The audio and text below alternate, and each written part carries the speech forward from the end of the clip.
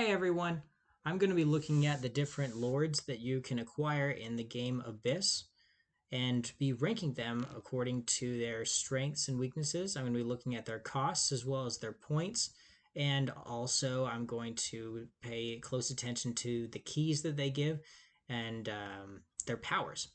So without further ado, let's step right into it and go with the very first lord that we're going to be taking a look at here.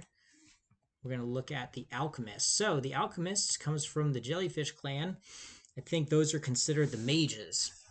And this one's going to cost 7. So you could use a 5 ally and 2 pearls, and that would affiliate a 5-pointer. So that would be pretty powerful. Or you could do 5 and then a 2 jellyfish, and then you get 2 points. So that's fine for the cost, and then the points would be 5.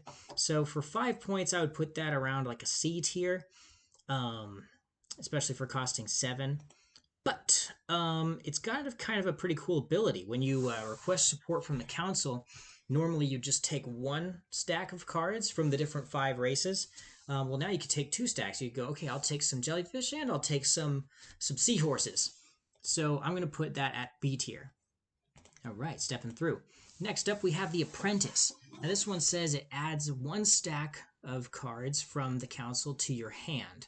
So as soon as you buy it. So that little arrow right there means you get it immediately, and then no more. So a lot of those won't have a key attached to them that you could use to get a kingdom later. I value keys at about 3 extra points. So this one not having a key is okay because this is 9 points. So it's going to cost 6 jellyfish. Well, 6 from 3 different kingdoms, I should say. And one of them has to be jellyfish. So this is considered a mage again. And I'm going to say its points ratio costs 6, needs 9. I'm going to say that's like around a B tier. And its power isn't like amazing, so I'm gonna keep it at a B tier. Okay, good with that. Okay, next, gonna go to the Aquaculturist. This is going to be easy. So it's a farmer, and I'm gonna look at it just purely based on the points. Farmers are from the seahorse. They use seahorses, but this one can use 3 different types of creatures as long as one of them is a seahorse. In fact, it has to have 3 different ones.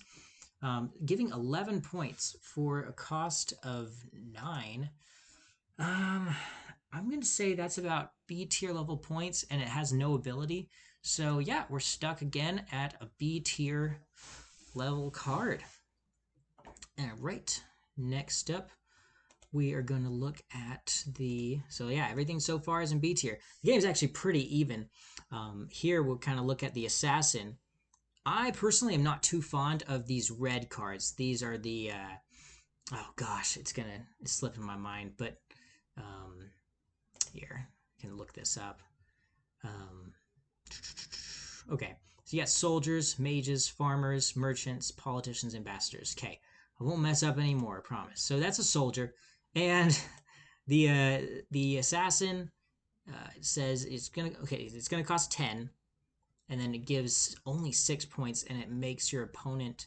So that's like really not great as far as points. Is the ability good? Every opponent has to turn one of their lords 90 degrees, so they only count for victory points at the end.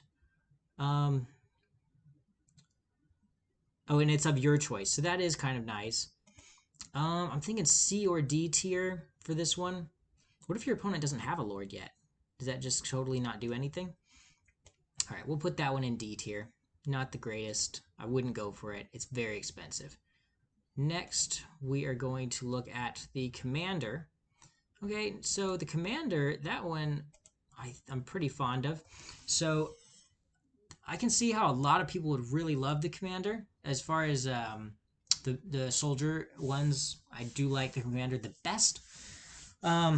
But in the games I've played, he's kind of rarely a game changer. He's more of like a kind of just a little bit of annoying. You can't have more than 6 allies in your hand. Those are those like jellyfish, seahorse that I was talking about earlier.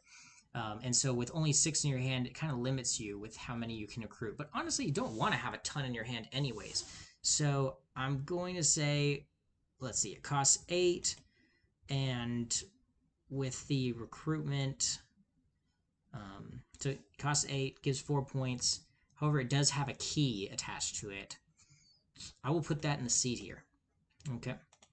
Next, we are going to look at the Corruptor. This one costs 10. This is a politician. It's got to be all from squids. So you could use a 5 squid and 5 pearls if you could ever find 5 pearls, but likely you're not going to score really high points from affiliating allies with this one. However, after you spend a ton of squids on him and you get those 6 points, you have the unique ability to recruit a second lord immediately if you just give, you see, 1, 2, 3, 4, 5 pearls that are in his hand, if you count them.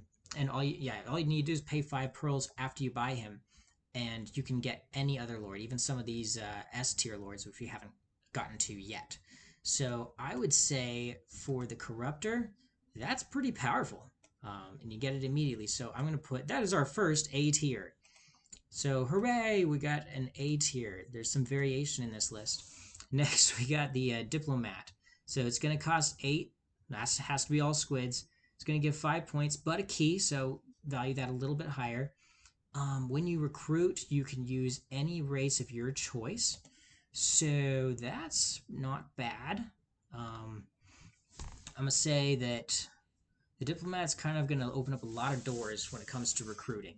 Because if you're going to use, if you come up with like something you really need, like an S tier level thing comes out, or just something that works for your strategy, and you just don't have the right allies to recruit it, the Diplomat is there for you and can help you out. So that one as well, I'm going to put as an A tier. I really like that one. Okay. Next, we can look at the Elder, which after you buy it, the Elder's it's called Ambassador. It's gonna cost you 10, and from one of each of the different races. So you can do 2 from each, and then that would equal 10. It's only gonna give 3 points, but it lets you look at 3 different locations. So I'm gonna put that at like A tier level. I think that's a pretty powerful ability. And if one of those 3 locations is valuable to me, I am going to grab it. It gives 3 points. I may even put it in S, but I want to kind of save S tier for something that's just like really major good. Okay, but having the ability to immediately get a new location is pretty sweet. Next up, we have the Hermit. I'm going to do the exact same thing. Same deal, except it's 5 points and it's only the top location you get. So that one, I'm a little less inclined to put it in S tier. Maybe that one is solid staying in A. Maybe even B tier. You just get the top one, and it's not even that great. However, if you only draw the top one, you don't draw more for your opponent, so that is something to consider. You have to think about that with the Hermit. Next up, we have the Hunter. So it's a little bit deceiving. It says it's worth 6 victory points, but in reality, he's actually worth between 10 and 14 victory points. How is that possible? So, assuming your opponent has a monster token that they could steal, then, because you don't want to recruit this guy unless you have like an opponent with a monster token, you can take a 2-point, a 3-point, or even a 4-point monster token from them. And that, if you take a 4-point, that's a swing of 8 points, because your opponent lost 4 and you gained 4. And in a 2-player game, which I play Abyss mainly 2-player, that's going to be really useful. I played with my wife a couple times, and then on Board Game Arena, it seems like I always get matched up in 2 players when I just set it to random. So I'm going to put that pretty high up. Let's see, though. So there is something I have to consider. I just thought of this. If it doesn't have if your opponent doesn't have a monster, then it's not going to be useful. And this guy is the reason why I don't grab monster tokens, unless it's really towards the end of the game, because I'm just worried about them getting stolen. So I'm going to put him at B tier. Let's do that for the Hunter, shall we? Next up, we have the Illusionist. So with the Illusionist, you can exchange one of your locations for a different available one. So you don't like one of your locations, that's fine. Grab a different one. It's going to cost 10 in Jellyfish only, and it's going to give you 9 points. So that's about like C tier level, I'm thinking. And really, it's just if there is a chance that there's a new location that comes out that you really need. It just, if the circumstances line up, it could be useful. Next up, we went over the Illusionist. Now another one that has an instant power, the Invoker. Now I'll tell you, there's something really good about this Invoker, and that's that a lot of people at the end of the game like to grab this because you get an extra turn. That's great and all, but normally you only get 7 lords and then the game ends. You just round out the round. But oftentimes you can grab the Invoker, immediately get another turn, and you can recruit an 8th lord with that. So if you can pull that off, that's really good. And also, he's worth 8 points, so all in all, the Invoker is pretty powerful already, costing 8, and then providing 8 points, and then you're going to get a chance to grab something else afterwards. I'm going to put that in A tier. Invoker is pretty powerful. Okay, next we are looking at the Jailer. Okay, so the Jailer. Each of your opponents must discard 1 ally from their hand. That is not that great of an ability. It costs only 6, and it can be from 3 different races, as long as one of them is crabs, because, hey, that's how soldiers roll. 7 points. That's going to be one of the higher points for the red lords. They don't get very many points. So I'm going to put that at C tier. It's got a little bit higher amount of points. And call it good there. Thank you, Jailer.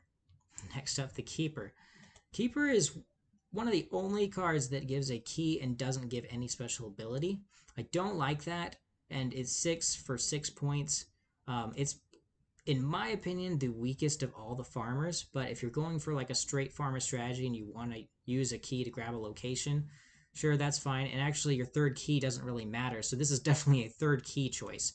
I'm putting her in B tier. Thank you very much, Keeper. Next up, we got the Landlord. And I'll tell you, my personal strategy is to grab these green ones. They're called the Merchants, and they have ways to get you a lot of pearls. So the Landlord,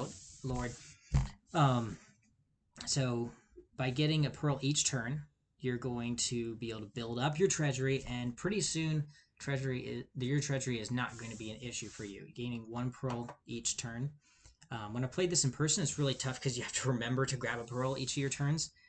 And those 5 points are not worth it unless you do use that ability each turn. But when you're playing on Board Game Arena, it'll give you that pearl for you, and it's got a key. So grab that as your first key lord, get another special ability, and then grab a 3rd key, and then get a location and be done with him once you have a ton of pearls. I always like grabbing Landlord or any of the Merchant Lords. Actually, they're all really great. But the fact is, it's only worth 5 points, so you have to keep that in mind. I'm going to put that probably in B tier. Yep. All right. Next up, we're moving along. Actually, no, I really like that one. Let's put it in A tier. Changed my mind right there at the last minute, because if you can grab it early, Landlord is pretty amazing. Next up, the Landowner. So this one, I'm going to put in A tier. It is the most points you can get with a card in the base game, or a lord, so costing 10, and then it has to be all seahorses, so that's unfortunate. You're not going to get a lot of points affiliating something with it, but 12 points, that's pretty awesome. So if you've got a ton of pearls and you've got a seahorse, then just get 12 points. You've earned it. And that's all I gotta say about that farmer. Next up, the Master of Magic. So this one's pretty great. It costs 10, and one of them has to be a jellyfish, and you need to use 3 different races, but one has to be jellyfish. Only gives 6 points. Key, because its ability is pretty powerful. When you recruit, you affiliate the ally of your choice from among those that have been, or those used. So that's really great. That Landlord we just talked about earlier, if you had, I'm going to go back to it, if you had a 5 seahorse and then 5 more seahorses that were 1s, let's just say, then you could spend all those seahorses, and then choose to affiliate to 5 instead. And you can really score a lot of points if you're focused with affiliating. So I'm going to say we have our first S tier with the Master of Magic. Okay. Next up, we have the Miller. That's going to be a just normal cost 8. One of them has to be Seahorse. The other one has to be something else. Use 2 different allies to affiliate or to recruit this, the Miller. And it's going to be 10 points. Let's put that in a B tier. And not like amazing, but it's all right. Okay. The Opportunist. During your turn, you may discard a lord from the court and replace it with the topmost one from the deck. So that one, let's see. This one, let's see, it's going to cost 6, only gives 5 points. So, I mean, say you're trying to grab that land. I'm going to use the landowner again. So, you want to grab that landowner. It hits the court. You want to get those 12 points. You have no farmer allies, though.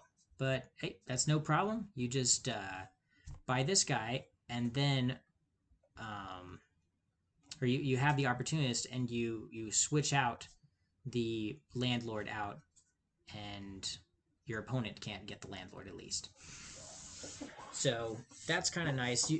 When you're playing with the Opportunist, you really have to look at what your opponent is doing and what allies your opponent has so that they don't capitalize on that. So I'm going to say that's B tier. Okay. All right. Next up, we have the Oracle. Now the Oracle, that is going to be a, let's see, 8, 2 allies you have to use, one of them being Jellyfish, and gives you only 5 points. During your turn, you can discard 1 stack of cards from the council. This is terrible. Like, only 5 points. You can discard a stack of cards, so that just stops your opponent from taking something. So I'm going to put that at probably a D tier. I don't think I'd ever grab this one. Yeah. The Peddler. So you're going to gain 2 pearls immediately, and then that's it. But it's worth 9 points. So I'm going to put that at B tier. It's like a farmer that gives you points. Like it's really not really much of an ability. It just gives you points and a side 2 pearls. So let's say just like a B tier. You really get it for the points, and hey, I got 2 pearls I can use. Next up, the Reaper. So again, another farmer. Oh, I lied. There's also the Reaper is a farmer with a key. And so cost 7 for 6. Let's just put it the same place that we put the Keeper. We have the Keeper and the Reaper both in B tier. We'll put them next to each other. How about that? Next up, we have the Recruiter. The Recruiter costs 10 from 2 different allies, one of them needing to be crabs. And you're going to only get 4 points. It gives you a key, and its ability is all recruitment costs for your opponents are increased by 2. So if it didn't have that ability, I'd put it at D tier. But that's pretty insane to make all your opponents have to, pay even more. That's going into B tier. That's going to really affect what types of allies they affiliate, unless they are just drowning in pearls. That'd be how you'd combat that. But even so, you're wasting pearls. This is not a good one for your opponents to have. You do not want them to take that. B tier at least for the Recruiter. Very good one. Next up, we have the Sage. You're going to draw 2 locations. You're going to place one of them under your control. This is similar to the other 2 ambassadors. We'll just put it at A tier, just like the other ambassadors, shall we? All right. Next up, the Schemer. So you can discard one of the other free lords and replace it with one from the top of the deck. It's going to cost 8 from 3 different allies, and one of them has to be squids, as politicians do, and it's going to give 6 points. I'm going to say this is like a D tier, C tier. Let's do C tier, I guess, just because you can discard one of your other free lords. Okay. All right, next up we have the Seeker. It's going to need 2 different allies, one of them being crabs, costs 7 and provides 7, and each of your opponents must return 2 pearls to the treasury when you buy that. Ha! That's not actually that great. I'm going to put that in C tier. What if your opponent doesn't have pearls? They just don't have to worry about that then. Kind of similar to the hunter with if they don't have monster tokens, except the hunter is actually worth a good fair amount of points, whereas the seeker is 7 for 7. And then I believe the hunter was 6 points. Which one's better, pearls or monster tokens? I think monster tokens. Yeah, we'll keep the hunter where he's at B and have the yeah, we'll keep him there, and then why am I second guessing myself with this? Yeah, whatever. Seeker, we'll keep him at C tier. Next up, we got the shaman. So costing 6 from 3 different allies, one of them being Jellyfish, and it gives 5 points, has a key, and you're protected against the powers of military lords. So that would be a perfect way to combat the recruiter or the hunter or any of the other military lords that could mess with you as soldiers. So we are going to put that in B or C. Let's just put it in C. You know, it depends if your opponent's going to be going that strategy with military lords. So it could be useless, could be really powerful. Then we'll look at the shepherd. Again, another yellow that costs, it provides a key. Wow, I totally lied to you guys. There's 3 different yellows that do that, but no ability. These 3 ones, the keeper, the shepherd, and the reaper, are going to be B tier, and I'm thinking, yeah, all 3 of them, you'd want to get them as your 3rd keys because they're not going to give you an ability anyways. Next up, the Shipmaster. So the Shipmaster, I actually really like. So the Shipmaster is the quickest way to get a ton of pearls. You're going to have just amazing amount of pearls with this one. Its ability, you're going to gain a pearl for each different race that you send to the council. So on just one single exploring, let me just go through this. When you explore the depths, you can earn up to 6 pearls. So you get 1 for, you know, the jellyfish, the different races, the seahorse, the crabs, the squids, and you got the shellfish. Where's the other one? Yeah. You get 1 for each of those, and then you get 1 for the final pearl, and that's going to give you 6 pearls at the most. But still, like, you might get 3 or 4 each turn with this guy, and you're going to give your opponents a ton of different allies and send them out to the different councils. But that's okay, because you're going to be very quickly full of pearls and then not need to worry about things. You're going to be able to be affiliating allies of very high points, and your opponents are going to be willing to give you pearls to take away the 5s from you, thinking that you're going to keep them.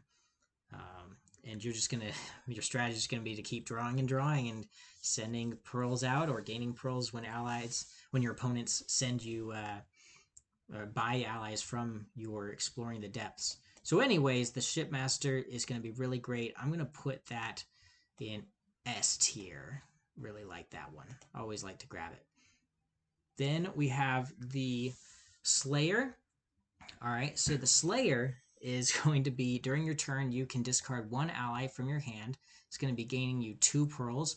That is also a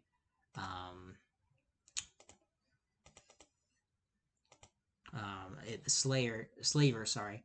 That's going to be an S tier for sure. Okay, now let's go back. The Shopkeeper, that's going to gain you 1 pearl, but it's worth quite a lot of points, so we'll put that in B tier at least. Then rounding it up, we get the Tamer. When your opponent fights a monster, they earn rewards for the previous monster track space. That's annoying, but it's not that great, and so we'll put that in D tier. And your opponent can just choose not to fight monsters. The Treasurer, for you, the cost of recruiting lords is reduced by 2. That's really great. I'm going to put that in A tier. Even though it's only 5 points, it's still got a really awesome ability. Kind of counteracts the recruiter's ability, that military lord. Now we're going to move on to the Trader. Costs 10, gives you 9 points, and you gain 3 pearls. That's alright, kind of like the Shopkeeper. We're going to put that in B tier. And finally, the Trader. You can discard one of your other free lords and replace it with any lord from the court. That's all right, but oh my gosh, the cost is so expensive. So we're going to put that as a C tier. All right. Well, thank you very much. That was the Lords tier list for Abyss. Let me know in the comments below what you think. Please like this video if you enjoyed it, and please consider subscribing. Thank you so much. Have a great day.